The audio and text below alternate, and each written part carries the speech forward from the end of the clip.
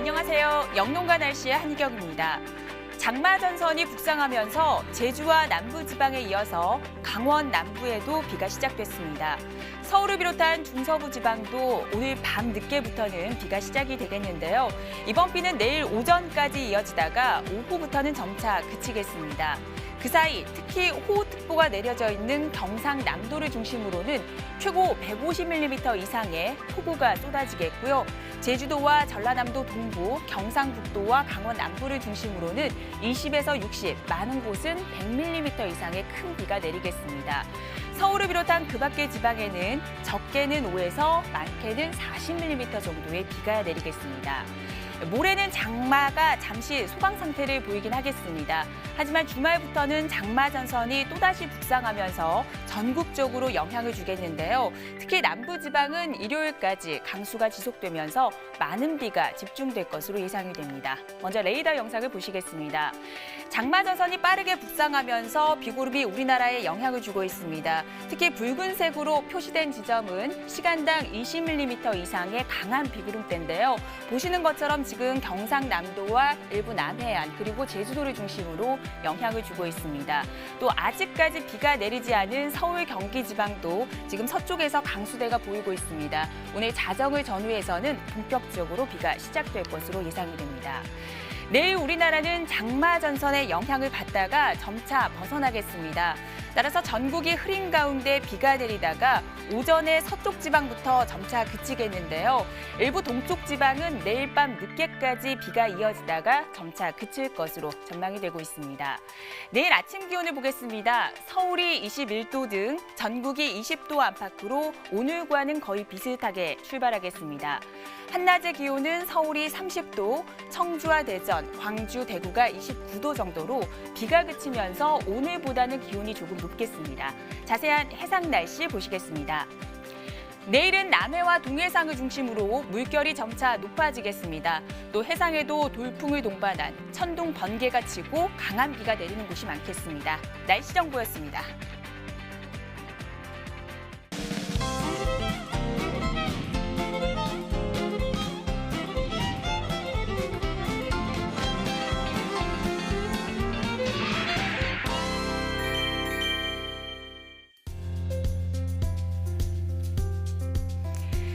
날씨를 알면 농사가 보인다.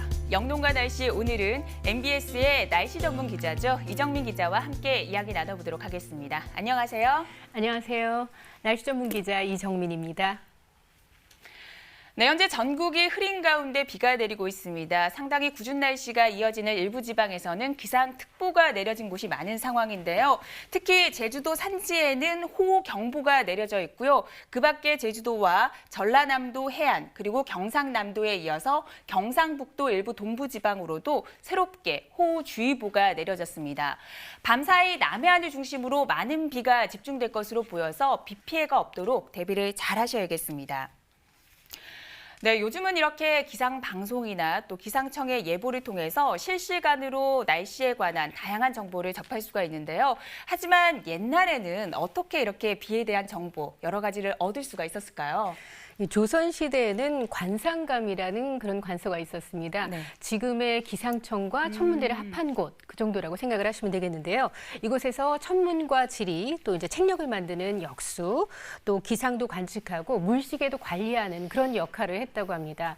그런데 이런 곳에서 이제 과학적인 예보가 가능하지는 않았겠죠. 네. 예, 아무래도 자연현상을 보고 미뤄 짐작하거나 점을 치는 정도였다고 합니다. 네, 그러고 보니까요. 우리나라 속담 중에 비와 관련된 속담들이 많은 것 같은데요. 가령 청개구리가 울면 비가 내린다. 또 제비가 낮게 날면 비가 올 것이다 라는 여러 가지 얘기가 있잖아요. 정말 과학적으로 신빙성이 있습니까? 네, 아무래도 이제 과학적인 예측이 힘들기 때문에 자연상을 잘 관측을 해서 속담으로 만들어낸 것 같아요. 그래서 한 가지씩 한번 과학적으로 분석을 해볼까 하는데요. 네. 일단 먼저 청개구리가 울면 비가 내린다. 정말 동화책에서 나오는 이야기잖아요. 엄마 개구리의 무덤이 빗물에 떠내려갈까 노심초사하면서 운다는 이 이야기. 그런데 실제로 일본에서 조사를 해봤다고 합니다. 예, 그 그 결과 청개구리의 울음소리가 들리고 약 30시간 이내에 비가 내릴 확률이 60에서 70% 정도였다고 와, 합니다. 상당히 높네요. 네. 그런데 이는 후회의 울음이 아니라고요. 또 기분이 아주 좋아서 내는 소리라고 합니다. 이 피부로 숨을 쉬는 개구리는 수분에 민감한데요. 비가 오는 날은 습도가 높아져서 기분이 좋아서 우는 것이 아니라 노래를 부르는 것이라고 볼 수가 있겠습니다. 예, 또 다른 속담, 이 제비가 낮게 날면 비가 온다. 이것도 역시 습도와 관계된 그런 속담입니다. 이 제비는 이 곤충을 잡아먹잖아요. 네. 근데 이 곤충이 습도가 높아지면 날개가 무거워집니다. 그래서 아래로 낮게 날 수밖에 없는데 이 곤충을 잡아먹기 위해서 또 제비도 낮게 나는 거죠. 거네요. 그러니까 어느 정도는 과학적인 속담이 아닐까 그런 생각이 듭니다. 네, 역시 우리 조상님들이 상당히 지혜로우신 분인 것 같은데요. 오늘 이처럼 영농과 날씨에서는요, 과학적으로 증명이 가능한 날씨 이야기를 나눠볼까 합니다. 그럼 오늘 영농과 날씨에서 다룰 주제를 화면으로 미리 만나보도록 하겠습니다.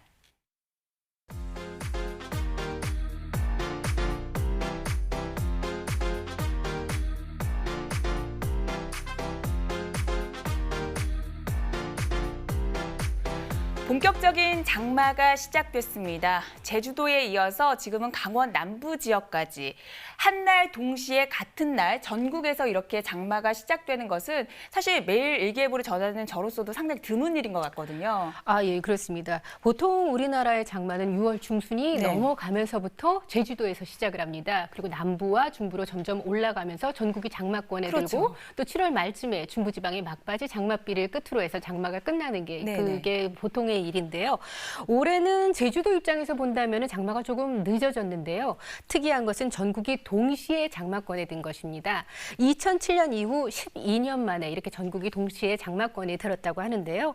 이 장마라는 것이 오락가락하기 때문에 오늘 오전에 제주도 남해안 일부지방, 제주와 남부지방 일부지방을 시작으로 해서 장마가 시작돼서 아직 비가 내리지 않는 서울과 중북부 일부지방까지 오늘 밤 사이에는 장마권에 들 것으로 예상되고 있습니다. 네, 올해는 장마가 시작부터 요란한 것 같은데요. 제주와 남해안을 중심으로 이미 호우특보가 내려진 가운데 시간당 20mm 안팎의 강한 비가 쏟아지고 있습니다. 앞으로 비가 얼마나 더 내릴까요? 예, 오늘 낮 제주 먼 해상에서부터 이 장마 전선이 발달을 했습니다. 발달해 올라오면서 고온다습한 공기가 계속해서 유입이 됐는데요. 이 장마 전선상에 발달한 비구름대가 강해지면서 앞으로도 비가 더 많이 내릴 것으로 예상됩니다. 예상되는 비의 양은 남해안과 지리산 부근, 제주도의 많은 곳은 100mm 이상의 비가 더 내릴 것으로 예상되고요. 그 밖에 전국에도 10에서 40mm 정도로 적지 않은 비가 내릴 것으로 예상됩니다. 갑자기 쏟아지는 이렇게 큰 비에 대비를 해 주셔야 될 것 같습니다. 네, 이렇게 본격적인 장마가 시작되면서 이 비가 언제까지 계속될지 상당히 궁금해 하실 것 같은데요. 그럼 앞으로 일주일간의 날씨를 살펴보도록 하겠습니다. 먼저 서울, 경기와 강원도를 포함한 중북부 지역입니다. 내일까지 장맛비가 내리다가 오후부터는 개겠습니다. 금요일에 잠시 소강 상태를 보이긴 하겠지만 토요일에 다시 장마 전선이 북상하면서 비가 내리겠습니다. 이어서 충청 남북도 지역입니다. 내일 오전까지는 강수가 이어지겠고 오후부터는 개겠습니다. 모레 금요일은 흐리기만 하겠는데요. 토요일에는 다시 장맛비가 시작되겠고 일요일에는 다시 또 소강 상태에 접어들겠습니다. 마지막으로 경상도와 전라도, 제주도를 포함한 남부지방입니다. 내일은 장마 전선의 영향으로 비가 내리겠고요. 금요일에 잠시 소강 상태를 보이긴 하겠습니다. 특히 남부지방은 주말부터 비가 시작돼서 일요일까지 강수가 지속이 되겠는데요. 이러면서 많은 비가 집중이 될 것으로 예상되고 있습니다. 네, 방금 예보에서 확인하셨듯이 비가 오락가락 이어질 것으로 예상이 됩니다. 간혹 시청자 여러분께서 장마가 시작됐는데 왜 매일매일 비가 내리는 것이 아니냐라는 질문을 하시거든요. 그렇죠. 이제 장마가 시작됐다 하면 계속해서 비가 내려야 된다라고 생각을 하시는데요. 왜 후덥지근한 날씨만 계속되느냐 그런 말씀 많이들 하십니다. 그런데 장마라는 것이 이 한반도를 사이에 두고 장마 전선이 오르락 내리락 하면서 비가 내렸다가 소강 상태를 보였다가 이렇게 오르락내리락 하는 상태가 계속되는 것을 말합니다. 이번 비도 내일까지는 계속해서 장마권에 영향을 들다가 모레쯤 소강 상태에 들어갑니다. 그리고 글피에 다시 장마 전선이 활성화되면서 우리나라에 장맛비가 내릴 것으로 예상되는데요. 이번 장마 기간에도 이렇게 장마 전선은 오르락내리락 하면서 우리나라에 영향을 줄 것으로 예상됩니다. 네, 마른 장마라는 표현도 있듯이 장마 기간에 비가 적게 내린다면 강수량은 또 어떻게 될지도 상당히 궁금한데요. 사실 농가에서는 비가 너무 많이 내리는 것도 문제긴 하지만 또 장마 기간에 비가 내리지 않아서 폭염이 지속된다면 작물이나 가축 관리에 심각한 문제가 생기기도 하거든요. 네, 기상청에서 이번 강수량을 발표를 했는데요. 6월과 7월의 예상 강수량을 보면은 6월은 평년 수준과 비슷하거나 조금 적을 것으로 예상하고 있습니다. 7월은 평년 수준인 240.4에서 295.9mm로 비슷할 것으로 전망되고 있는데요. 이 전체적인 강수량도 의미가 있겠지만 사실 짧은 시간에 집중적으로 비가 내리는 그 호우가 가장 문제입니다. 이럴 때는 일반적인 평년값이 거의 의미가 없는 상태이기 때문에 단기간에 쏟아지는 폭우에 대한 대비를 하셔야 될 것 같습니다. 맞습니다. 이제는 게릴라성 집중호우라는 말이 낯설지가 않을 정도인데요. 올여름에도 이 같은 국지성 호우를 조심해야 된다는 말씀이시죠? 예, 그렇습니다. 이미 여름의 문턱을 넘자마자 호우가 내렸습니다. 맞습니다. 예, 지난 6월 10일이었죠. 불과 1시간 만에 시간당 40mm가 넘는 많은 비가 내리기도 했는데요. 지역적으로 보면은 세종시 전의면에서는 1시간 동안 47mm의 집중호우가 기록됐고 경남 거제에는 45.5mm, 강원도 영월이 44.4mm, 부산 영도구에는 37.5mm가 내렸고 이 서울 은평구에서도 1시간에 20mm의 장대비가 쏟아지기도 했습니다. 이 같은 국지성 호우는 이번 장마 기간에도 계속될 가능성이 높습니다. 이 장마 전선이 본격적으로 북상하면서 상층에 있는 찬 기류와 만나게 된다면 이 폭우성 구름이 발달하기가 쉽기 때문입니다. 네, 본격적인 장마가 시작된 만큼 국지성 집중호우에 대한 대비도 철저히 하셔야겠습니다. 그럼 현재 호우특보가 내려져 있는 구역이죠. 제주특별자치도의 제주시와 서귀포시의 내일 날씨와 함께 주간 날씨까지 확인해 보도록 하겠습니다.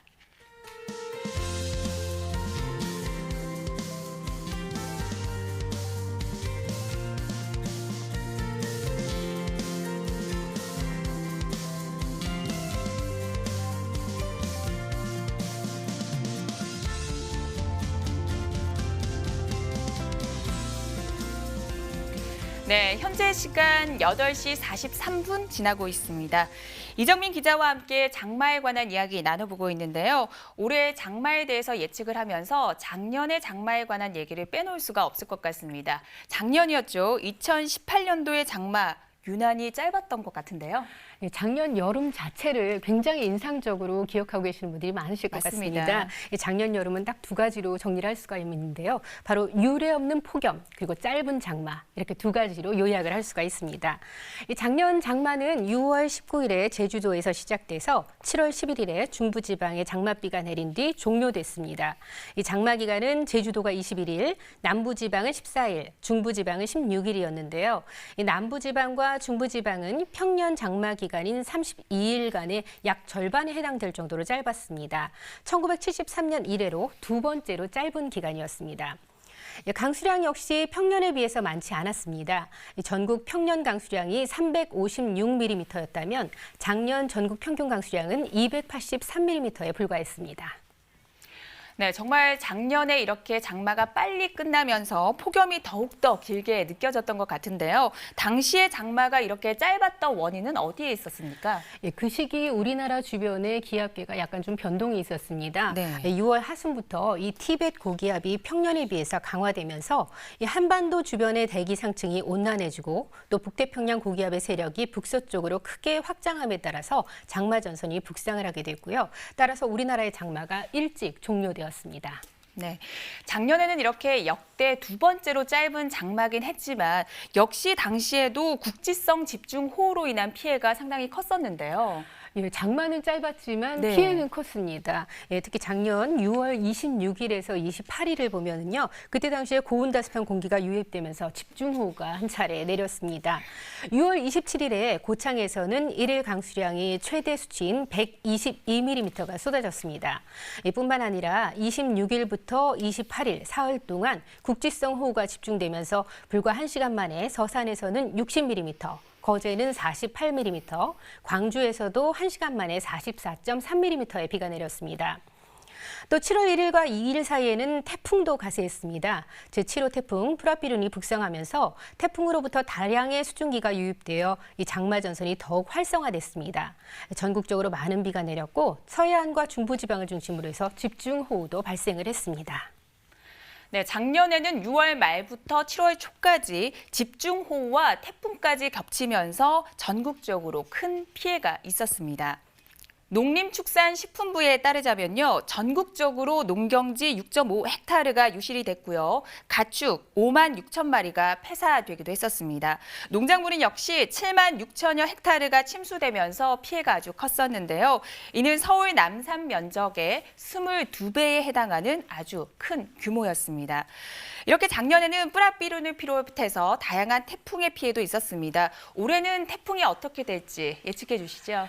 네, 올해는 지금까지 태풍 2개가 발생을 했습니다. 근데 여름 평균적으로 발생하는 개수가 11개에서 13개 정도인데 그 정도 발생할 것으로 보이고요. 그중에서 1개에서 3개 정도가 우리나라에 직접 간접적으로 영향을 줄 것으로 예상되고 있습니다. 네, 정말 농가에서는 국지성 호우와 함께 앞으로는 태풍에 대한 대비도 철저히 해야 할 것 같은데요. 사실 어제 농작물에 대한 대비는 이미 했습니다. 오늘은 장마철 가축 관리에 대해서 살펴볼까요? 네, 장마철 가축 관리 방법에 대해서 정리해봤습니다. 함께 보시겠습니다. 예, 무엇보다도 축사 내외부를 꼼꼼하게 점검해 주셔야 하는데요. 전기시설에는 문제가 없는지 살펴주시고 축사 주변 배수로를 정비해서 쏟아지는 집중호우에 대비하셔야겠습니다. 또 축사 내에는 습도가 높아지지 않도록 환기시설을 점검해 주시고 가축 감염과 축사 내에 질병이 유입되지 않도록 미리 방제 장비와 소독약제를 준비해 주셔야 합니다. 이 사료가 물에 젖거나 변질되지 않도록 관리도 철저히 해주셔야겠습니다. 네, 그럼 여기서 우리나라 한우 주산지죠. 경상북도 경주의 외동읍, 안강읍, 건천읍의 내일 날씨와 함께 주간 날씨까지 살펴보도록 하겠습니다.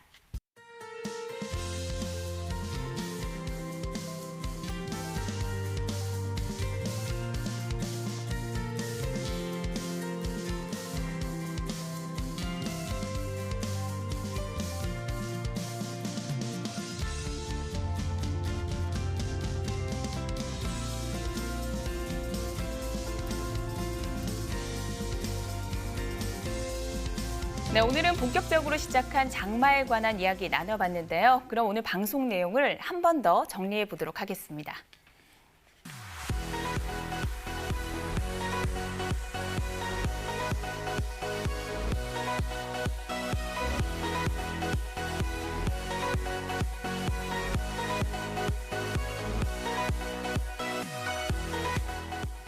본격적인 장마철이 시작이 됐습니다. 벌써부터 꿉꿉한 느낌이 드는 것 같은데요. 조금이나마 보송보송하게 지낼 수 있는 방법이 있다면서요?